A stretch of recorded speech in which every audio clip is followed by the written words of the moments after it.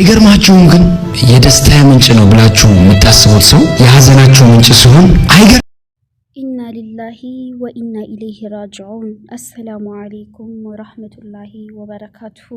ኩሉ ነፍሲን ዛኢቀቱል መውት፣ ሁላችንም እንሞታለን። ሁሉም ነፍስ ሞትን ቀማሽ ነች፣ ወደ ጌታም ትመለሳለች።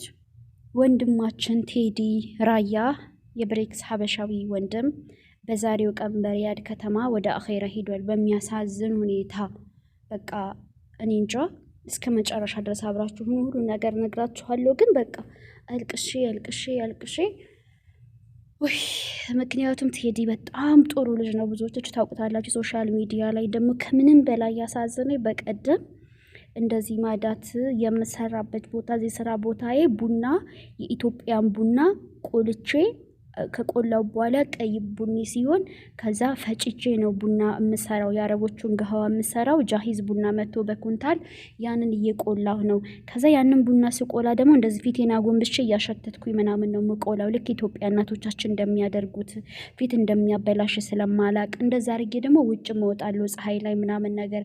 በዛ የተነሳ ነው ፊቴ ማዳት ተያዘኝና ያ ማዳት ይዞኝ የሆነ ሰውዬ ጓደኛ እዚህ ሲመጣ ስራ ቦታዬ የሆነ መድኃኒት ሰጠኝና ዩቲዩብ ላይ ሰምታችሁ ከሆነ መድኃኒት ሰጠኝና ያ መድኃኒት ተቀብቼው ይሄው ፊቴ ሁሉ ተላልጦ ነበረ። መድኃኒቱ ደግሞ የሚያስተው መጀመሪያ ፊት ልጦ ነው ብሏልና ማዳት ያለባችሁ ይሄንን በእኔ መልኩ ተጠቀሙ። ይሄው እኔ እየለቀቀኝ ይሄን ተጠቀሙ፣ በዚህ መልኩ ተጠቀሙ። ግን መጀመሪያ ተመርመሩትና ምናምን ሁሉ ብሎ ወላሂ የተጠቀመውን እየተናገረ ወይኔ ወንድሜ ወንድ ልጅ ማዳት ያዘው ብዬ በጣም አሳዘነኝ። ምክንያቱም ህፃን ልጅ ስለሆነ ስለማያውቅ ሲቆላ ቡናው ላይ እንደዚህ አጎንብሶ ነበር የሚቆላው። ደግሞ ታውቃላችሁ በብዙ ነው የአረቦችን ቡና ቆልቶ የሚፈጨው፣ እንደዚህ እንደ ኢትዮጵያ በትንሹ አይደለም።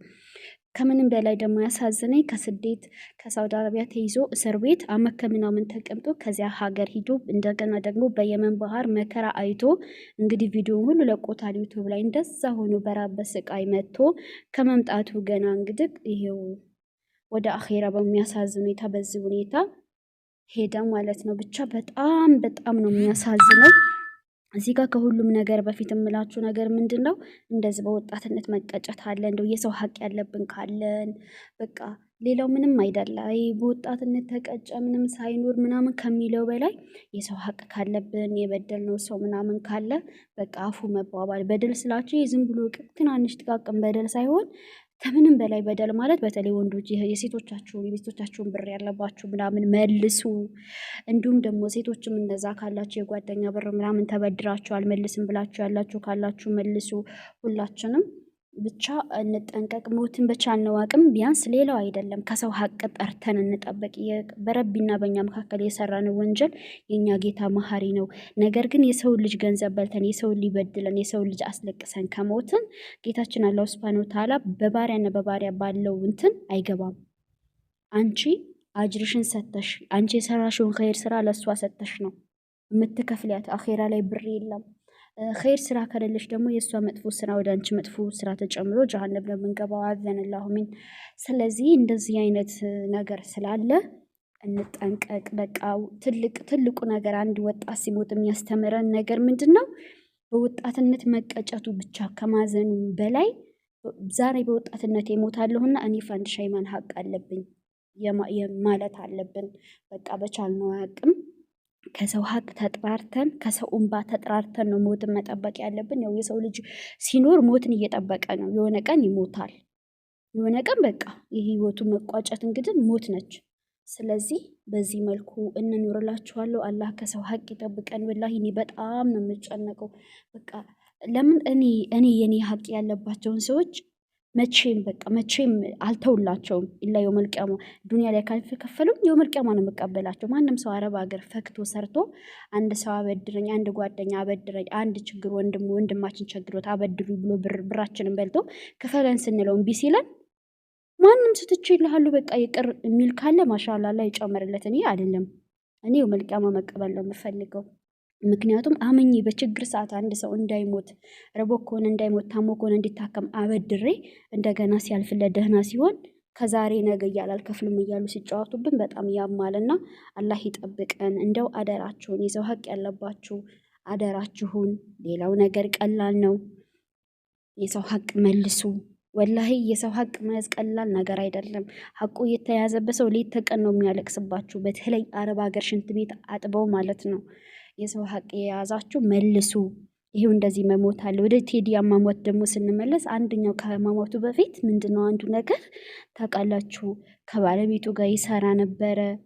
በጣም ደስተኛ ህይወት ነበር የሚኖረው ኢትዮጵያ ከመግባቱ በፊት ተይዞ ከመግባቱ በፊት። ተይዞ ከመጣ ደግሞ ከሚስቱም ጋር ቪዲዮ መጣ አያውቅምና እንደውም ብዙ ጊዜኛ ዜድ ጋር ተፋታችሁ እንዴ የትናም ሚስት ምናምን እንለው ነበርና ብቻ ታውቃላችሁ ከባህር ሲመለስ እንግዲህ በባህር ሲመጣም ብዙ ብር ተከፍሎ ነው።